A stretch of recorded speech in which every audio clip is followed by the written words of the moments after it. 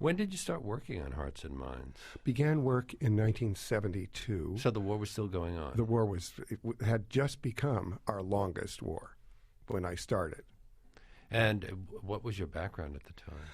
I had made documentary films for CBS News for several years, one of which had been kind of cause celeb. It was about the Defense Department's propaganda. It was called The Selling of the Pentagon. And a very famous documentary. Well, when television did that sort of thing.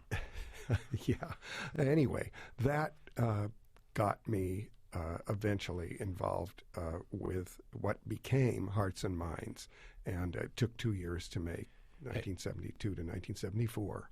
And could you have done this for commercial television at the time? No, and you couldn't do it for commercial television now, because commercial television always demands a correspondent, a reporter on air, on screen, telling you what to think. Well, how do you go about even approaching a vast subject like this? With difficulty. I mean, it takes a long time, just like writing a book or anything that really counts to you takes. And I struggled for several months not knowing what kind of conversation I wanted to have with my audience, who, after all, had been bombarded with pictures of the war. We tend to recall war in terms of glory. And we have monuments. Washington is littered with salutes to our fallen heroes. The Vietnam War monument is a little bit different. That's a much more solemn monument. But most of the time, we have statues of generals, admirals, and so forth. So I needed to combat that and try to engage an audience, to talk to an audience and have the audience talk back to me, which they're doing today. And that's what's so heartening about the consequence of war. The film combines stock footage, film clips from feature films, interviews that you conducted yourself. Nowadays, many films use that approach, but I get the feeling that it was kind of innovative at the time.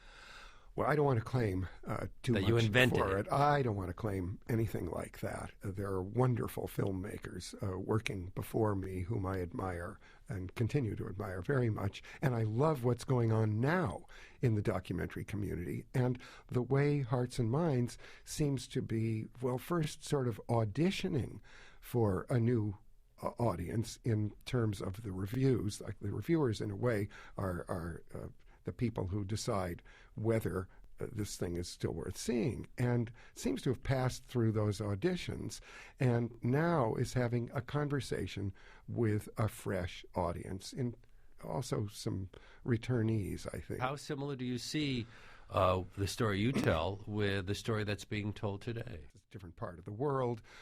Oil is something that's very largely at stake. The whole Middle East, the cauldron of the Middle East, is very much at stake in both Iraq and Afghanistan, and we forget that because we don't know geography very well, and we certainly didn't know it when we went to war in Iraq.